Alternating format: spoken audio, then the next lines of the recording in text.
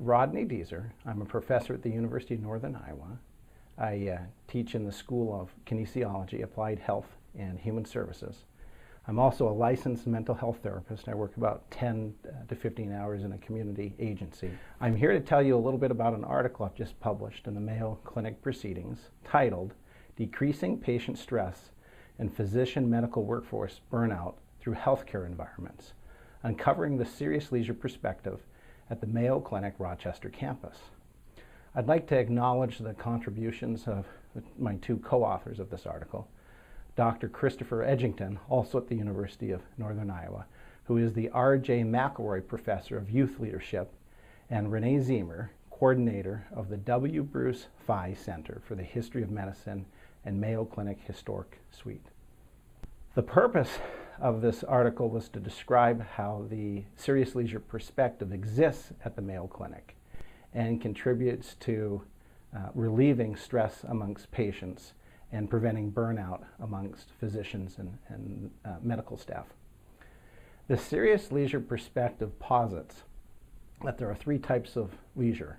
The first, called serious leisure, distinguishing characteristic is the development of specialized skills and specialized knowledge. An example would be someone who masters the violin well enough to play in a community orchestra. And the skill development usually takes months or years to develop. The second leisure within the serious leisure perspective is casual leisure. Now, this is what most people think of leisure. It's the opposite of serious leisure. There is not a whole lot of skill development behind it. Socializing with friends, relaxing, those are examples of casual leisure. And the third, project-based leisure, sits between serious leisure and casual leisure. There's skill, but it's not as much skill as serious leisure. And it's not as sustainable as serious leisure is. It's usually a one-shot deal, planning a 25th wedding anniversary or a family vacation. Leisure decreases stress by providing 4 psychological benefits. The first is enjoyable distractions. The second is it provides social support. Third, it allows people to act in self-determined ways, so to have a little bit of control in their lives. And 4, optimism through pleasant experiences. Now, I conceptualized this study, which I would categorize as a historical and contemporary case study, when I was actually touring the Mayo Mansion. This is the home of Dr. Charles Mayo up until 1938. And as I went through the tour, I was blown away by the plethora of leisure offerings. There's art and sculptures throughout Dr. Charles Mayo's home. There's a music room. There's a library. There's gardens and parks and atriums throughout Dr. Charles Mayo's home. In fact, his original house in the mid-1930s had a 3-layer park system. That's where the idea began. So I then proceeded to do a literature review on both Dr. Charles Mayo's leisure lifestyle and his brother, Dr. William James Mayo. And what I learned was, beyond being these pioneers in medicine and these outstanding researchers, they were men of leisure. Both of them were involved in a plethora of leisure activities. And then I made the connection that a lot of the leisure activities that both Dr. Charles Mayo and his brother Dr. William Mayo were involved in were at the Mayo Clinic. In fact, when I finished the tour at the Mayo Mansion, the actual thought that entered my mind was, this is the Mayo Clinic. Let me give you just a couple of examples. In the Mayo Mansion, when Dr. Charles Mayo lived there, he had a piano, and the piano sat in the music room. And the purpose of the piano was for visitors to play it.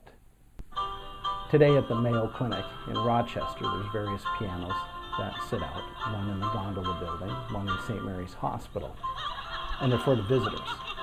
And those visitors are the patients that come to the Mayo Clinic. Both Mayo brothers had libraries in their homes. And you'll see community-based libraries both at the Methodist and the St. Mary's Hospital, full of all sorts of reading activities, board games, and knitting, and various other leisure activities. In fact, when you walk through the Mayo Clinic campus in Rochester, just like the homes of the Mayo brothers, there's art and sculpture throughout this campus. In fact, if you enter the south entrance of the Mayo building, you'll see a sculpture titled Man and Recreation. It was completed in 1969.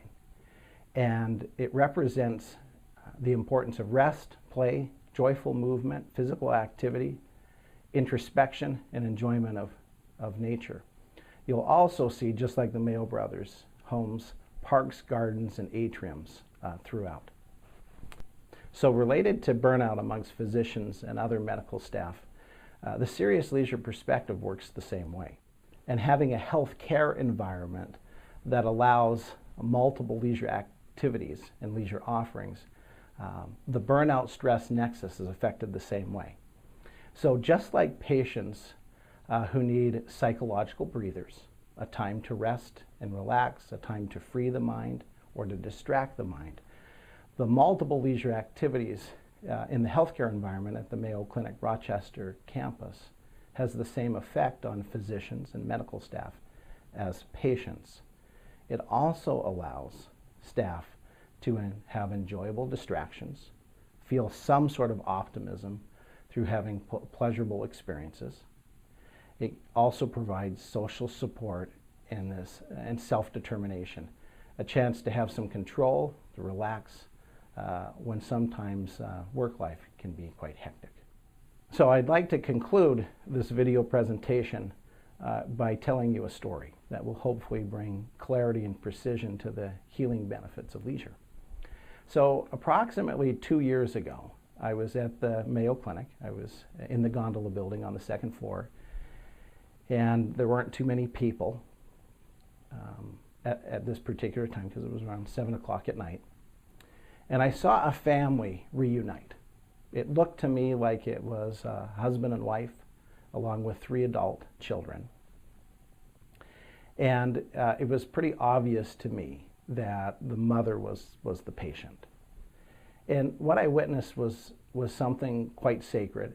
It was a privilege to actually see. I saw this family embrace each other. Stories were shared.